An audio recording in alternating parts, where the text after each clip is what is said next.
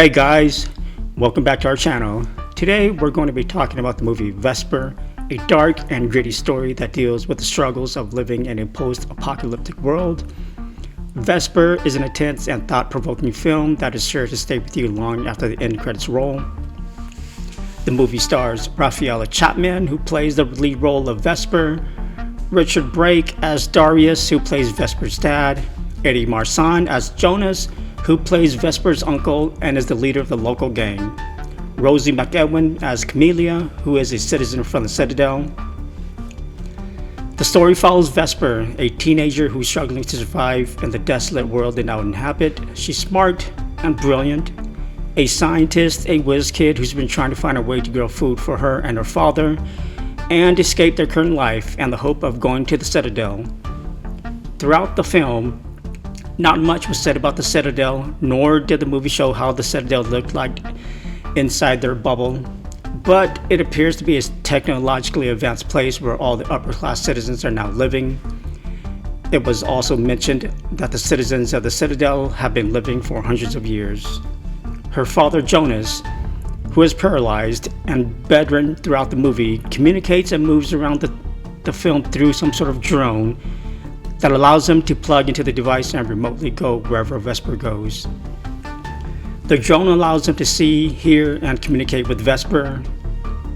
We got a first glance of Jonas during a scene where a person who appears to be injured in an accident.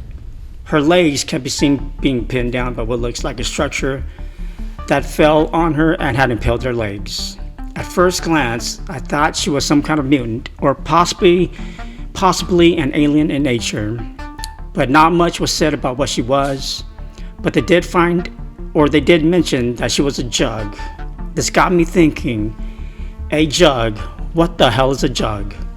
Well, I soon found out that a Jug was a humanoid, created by engineers from the Citadel. Jugs are slaves, made to be obedient to their masters.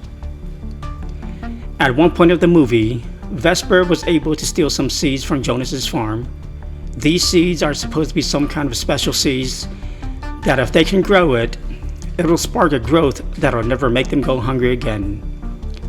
And being the whiz kid that she is, she soon discovered the formula to grow these seeds. One day, Vesper stumbles across an injured woman in the forest. Vesper approached her cautiously and noticed that she was badly injured. Creatures of the forest had begun feeding on her. Vesper brought her back home and started to care for her. Vesper soon found out that this woman, Camellia, was from the Citadel. She was traveling with a companion when their ship had crashed into the forest during the transit. Vesper made a deal with Camellia that she would go look for her companion, upon the condition that she agreed to take her and her father to the Citadel with them. Camellia agreed, and so Vesper made the effort to go look for her companion. Vesper soon found the crash site, but as Vesper was trying to open the hatch, Jonas and his gang came through the forest and found the site too.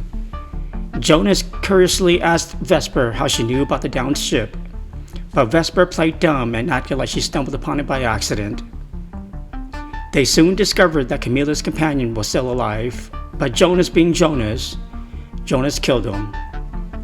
It's too bad though, because I would have loved to see and hear what Camellia's companion can bring to the movie, especially as I found out later that Camellia's companion was actually a senior research engineer from the Citadel. I had envisioned the engineer and Vesper collaborating and working together on Vesper's research, but was let down due to his death. As stated, it was soon found out that this man was actually an engineer from the Citadel who accompanied Camellia. And it wasn't that they were traveling to the Citadel, but they were actually trying to escape the Citadel. Camellia was actually a Jug, but not like any other Jug. Camellia was designed by the engineer to be like a person. And it's not long before Jonas discovers this and betrays them. It appears Jonas is the only one who has a radio that can communicate with the Citadel. And so Jonas told them of Camellia, and this is where the movie started to pick up its pace. A team of what appears to look like soldiers was dispatched to recover Camellia, but When I was able to get a glance at what they looked like, these soldiers didn't have a face. It was all bone, a skeleton. As hard as Vesper and Camila tried to make their escape, they just couldn't. Camila was captured, Vesper's father was killed, and Vesper was left all alone.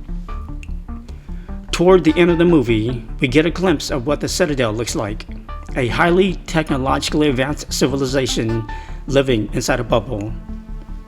The movie ends by Vesper climbing a tower, and standing at the top of the tower, she reaches into her pocket and pulls out a handful of seeds that she took from Jonas. She opened her hand, and the wind picked up the seeds. In this sequence, it is to be assumed that since she had discovered the formula to grow the seeds would germinate and replenish the world with food, never to go hungry again. The visuals are pretty good, creating a bleak and haunting atmosphere that perfectly reflects the tone of the movie. The soundtrack is equally impressive, adding to the tension and emotion of the film. There are some sequences where the CGI can be improved. However, this can be due to the film's budget. Overall, the film gives me the vibes of David Cronenberg.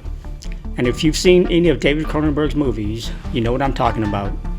It feels like Vesper uses the same practical effects, CGI, makeup effects, and prosthetics to create the unique and often gruesome characters and creatures featured in the movie. The movie felt like a slow burn at first, but once the movie picks up, it engages you. Vesper is a must-watch for anyone who appreciates a powerful, thought-provoking science fiction film. It is a unique and thrilling journey that will stay with you long after you watch it. I recommend you give it a try. I've also included links in the description below to IMDB and Rotten Tomatoes. Thanks for watching, guys. Don't forget to like, comment, and subscribe for more content like this.